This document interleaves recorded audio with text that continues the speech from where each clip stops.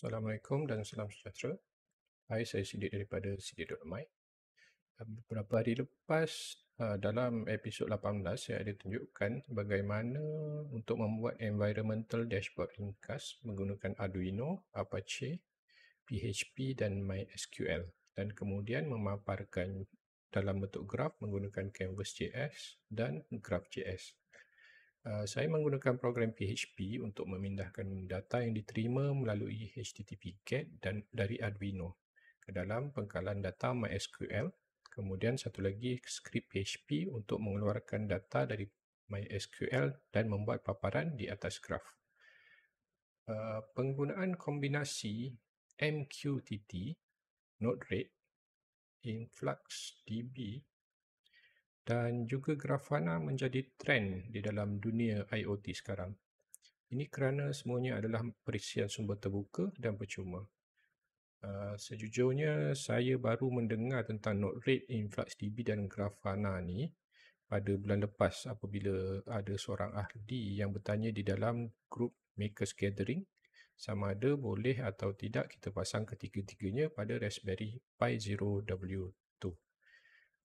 Sebelum ni saya tak pernah pun dengar aplikasi tersebut. Jadi saya buat carian dan melihat sebuah video YouTube bagaimana untuk memasang keempat-empat aplikasi tersebut dan menggunakannya. Dan saya pun memasangnya di dalam Raspberry Pi 4B dan cara memasangnya ada dalam link di bawah lah. Saya ringkaskan cara memasangnya. Okey. Untuk tujuan bacaan sensor, saya sambung je daripada episod sebelum ni, episod 22 sebelum ni, dan masukkan library Adafruit, Mini MQTT dan JSON.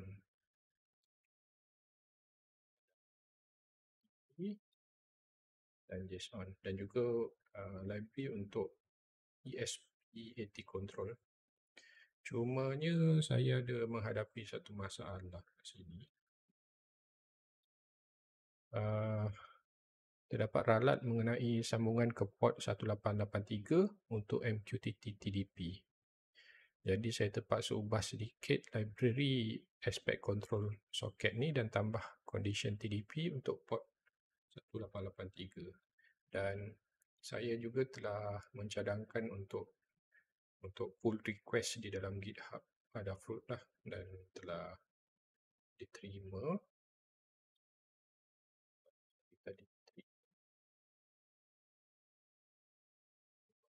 Sebenarnya sikit je, tambah 3 line je. Okey. Jadi kita tengok balik kod tadi. Tujuan ni kita hantar data tadi tu dalam bentuk JSON ke broker. Mula kat atas tu kita tetapkan dululah broker MQTT tu yang terletak di dalam file secret. Okey.